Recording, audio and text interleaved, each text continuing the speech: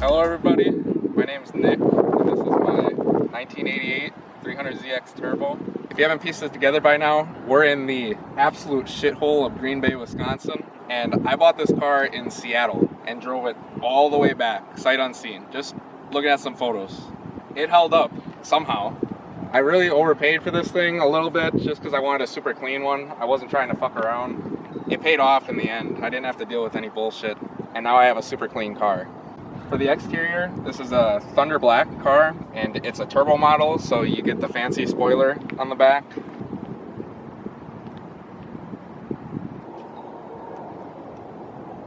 The paint is all original. It's not in the best condition, fair at best. It really needs a detail bad, but it's clean. It's still clean.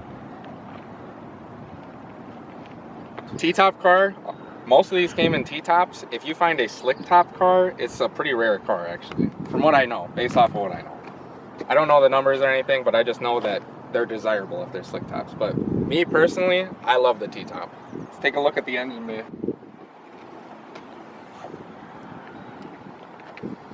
Sheet! It's actually really good. Yeah. Sheet. With the Shit. With the TO strip bar, just cause, and then a K&N intake on it. They come with an intake resonator. I deleted it, and because turbo life, it makes cool turbo noises on the intake side. I forget what year it is. 86, 87. They switched over to, all these have VG30s, but they updated the engine a little bit. They call it a W series engine. It's just a hair better from what I know. They made slight modifications. This would be one of those cars. Before the facelift cars, the turbo models came with a T3 turbo. This is a facelift car because it's an 88. This has a T25, a slightly smaller turbo. And they make... So you got a small turbo? Yeah, baby turbo on. It's not that bad. It's small, but it's kind of... Or would you say it's average? It's an average size turbo. Well, would a girl say that it's the perfect size turbo? I mean, I think that's plenty. That is plenty. That is. That's plenty. Also with the facelift models, they gave the cars a limited slip. There is a special model for the 88s called the Shiro Special. It's an all-white car. That sounds kind of racist. And they have a vicious LSD in it. Vicious. The 88 Shiros have a viscous LSD in it, and the remainder of the cars have a... What do they have? What do they have? The Shiro Special has a viscous LSD, while all the other turbo cars have a clutch LSD. Can you show me the diff? Yeah, hold on. Yeah, can you lift up the car so we can take a look at the diff? Nobody makes intercooler kits for these cars. CX Racing, I believe it is, makes an intercooler kit. 2 thumbs down. Absolute garbage. Fucking V-mount. Who the fuck wants a V-mount intercooler? I appreciate the thought and actually following through and making a kit, but please, somebody make an intercooler kit where they do not delete the AC. All kits, AC delete. I want to keep my AC. I thought that was the turbo. Well, it was the turbo, but I got a turbo replacement. I run 2 now. Oh, okay. You got a turbo relocation kit? Yeah, but I kept the old turbo on it. So basically, there's just one used turbo that I use to flex on people, and then there's the one that actually does the work. The facelift models make somewhere in the realm of only 4 psi. It's stupid low. And then the early models make around 8, from what I know. Out of all the Z31s, the facelift models are the most slept on car right now, I feel like, out of all JDM cars. The the aftermarket community is finally coming up somewhat. They used to be hot, but they died big time. But nowadays, we got a special surprise because somebody finally corrected something. This is interior for the 88 models, all stock. No modifications whatsoever, no janky ass shit. Everything works, surprisingly. The facelift models come with basically a better stereo. I really love my stereos in the car. And the Z31's climate control, its HUD, and radio are insane. They look really cool in the car. And you have a stock shifter setup? Yep. Alright. Yeah, nothing fancy. Yeah, the interior is really good in these cars. Z31s come with some of the worst fitment known to man. Some of the worst suspension setup known to man. This looks good, doesn't it? Until I tell you, there's 1.5-inch spacers on these. Well, hey, sometimes you gotta do what you gotta do. You do have to do what you have to do. I've had no issues with the spacers. Obviously, people get really anal about it, real worried about spacers that fucking big. But, I mean, 1.5 inches, like that's well, it's huge. No bigger than what I got. Plans for this car. I'm gonna keep it very, very stock looking. I'm not gonna touch the interior. No dumb shit's gonna go on there. We're gonna go crazy on the suspension. Z31s have really, really bad suspension. If you want to lower the car, you have to, from what I know, rear coils go in just fine. No big deal there. But when you drop the car, the wheels go crazy.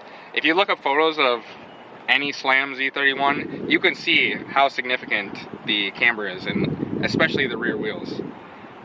Which is why Apex Engineered finally came out with a rear subframe kit that basically fixes everything. We haven't installed it yet, but we got one. I didn't just snap on that either. I went for the full 9 yards. I went for the rear subframe kit they have and the front subframe kit they have. Obviously, I'm going to enjoy the car for the summer because it drives just fine as it is. I don't want to fuck with it and enjoy it for the time being. But come this winter, we're going to throw everything on. We're going to go drive around for a bit. Alright. Ready? Bluetooth connection is successful.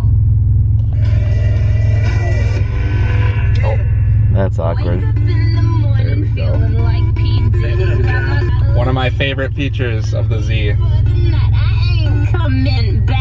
Volume knob on the steering wheel.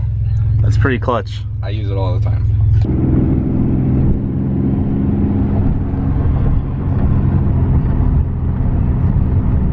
If you miraculously have a car with adjustable suspension and it still works, and you didn't botch your shit with coilovers, good on you.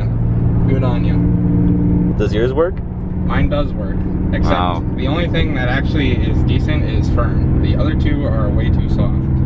Like not even drivable. I struggle with that as well.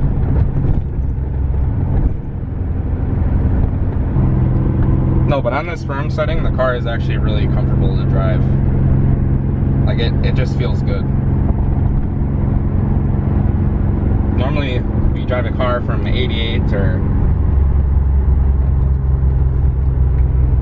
Normally, when you drive a car from... normally a car from 88 or the 80s is just an absolute clapper, and this one is not. Yeah, this is actually very clean. Hence why I paid up for it, because I didn't want to deal with that bullshit. This was just meant to have fun in. No fucking pain, no stress, no swearing when things don't work. Yeah. I like how the gauges are like kind of angled towards the driver. The gauges are centered towards the driver. Yeah, that reminds me of the E36, how the whole center console is kind of facing the driver.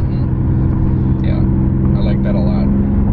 I don't have the digital dash because I knew one guy that had a Z31 before I bought mine, and he had a digital dash. And he said those things, they look super cool, but they responded so slow. And I went for a drive with him in it, and it was bad. It was really bad. Plus, if you do get a digital dash, the interior lighting is green. This interior lighting is orange. which I like the orange a lot better than the green.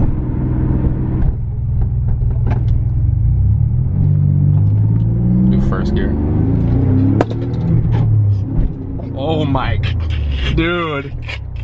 Oh no. Oh, the sunglasses. Did they fly off your ass? Yeah, they did. No. Let's try this again. Okay, all right.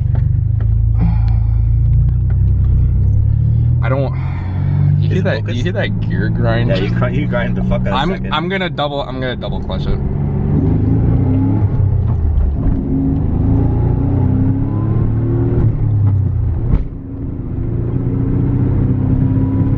It's not a fast car. But it's a fun car. It is very fun.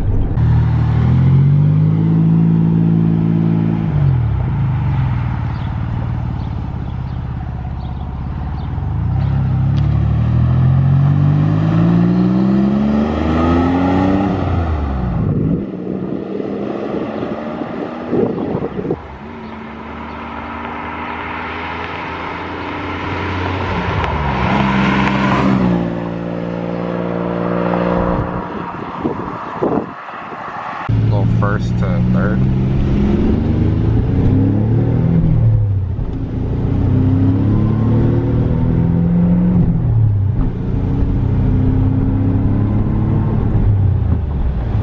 There we go.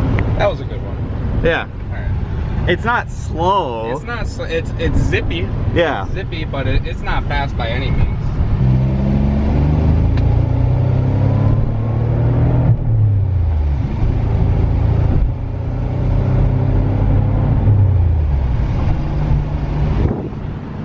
She's a ripper. Would I recommend one of these cars? It depends on the type of person you are. If you like the lines, the body style, you like the aesthetic, I love the interior. But if you're about modifying, you gotta know what you're getting into. There's not a lot of aftermarket support for this specific community. Not a lot of people fuck with these things, which is sad. But it makes me cooler, kinda. Does it? No. But yeah, Apex Engineered. I bought the front and rear subframe kits. I believe Techno Toy Tuning makes parts for this, but there's only a handful of things you can buy. Apex Engineered does the whole front and rear kit, and I had to snap on that. In order to get a car with a decent suspension. This suspension is not good. I mean, it handles very good stock, but if you want to go further, if you want to drop the car, you're not going to get the results you want without cutting into things. And I'm not that guy. I'm not that guy to... Like, I have the adjustable shocks. They still work. In order to get front coilovers, you have to cut the fucking shock towers, the spindle. I don't fucking know. You have to cut that and get the coilovers welded onto the spindles. Which, because this works, I don't want to do that. E30s are the same way. Yeah. Because I have this and it works, I do not want to fuck up these shocks. I'd rather leave them and get drop springs. But if I drop the front, it would be okay. I mean, I could fuck with it. But as soon as I drop the rear, the car is going to be a hovercraft. Especially without spacers. It is what it is. You got to know what you're getting into with these cars. End of the day, I fucking love it. The AC is back on, and we're going to unbox the Apex Engineered kits I bought. Let's go. I've been waiting on this for, it's gotta be like, I think I ordered it in January. It's the Apex Engineered, it says it right there, Z31 complete suspension, front and rear. Everything, except coils and springs in here. It cost damn near $4,000. It better be. I'm actually very scared to open this up, dude. These are the measures you have to take in order to afford this. You have to take every single compromise. Dude, if this ends up being shit. There's the biggest compromise right there. It's true. It actually is true. That made this possible. You could buy 3 of those with this fucking box. The way of cutting this. Is that a kitchen knife?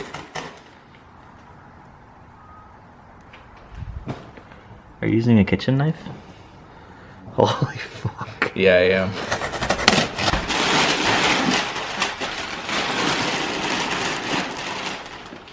Well, it's gonna take us 3 hours to open all this stuff. All right, well, we'll get all this stuff open and then we'll show you guys the parts.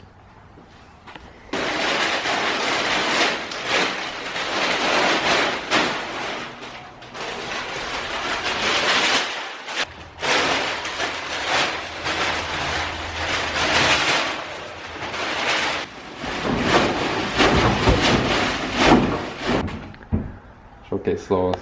Yeah, those are pretty good. This one will be on the car. This one, I don't know. All right, okay. You see it? Yeah, it's a scratch. Right there. I'm returning. There's a scratch, you guys. Returning it.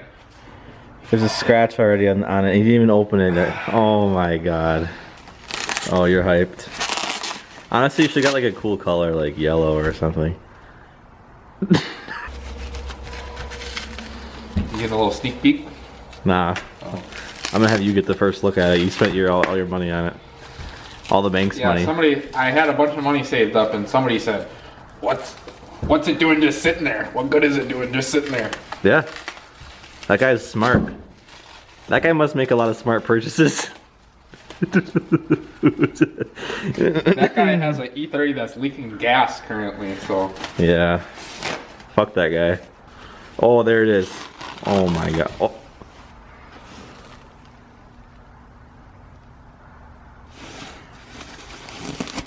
I don't know. What are the welds looking like? Oh, buddy. Dude. That's a hot piece. Holy shit. Dude. Holy fuck. But I like the gray. I like the gray But he's a lot. pitching a tent.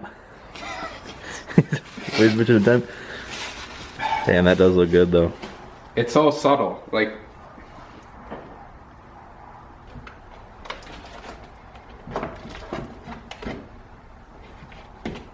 not much I can do with this fucking hump. This Humpington.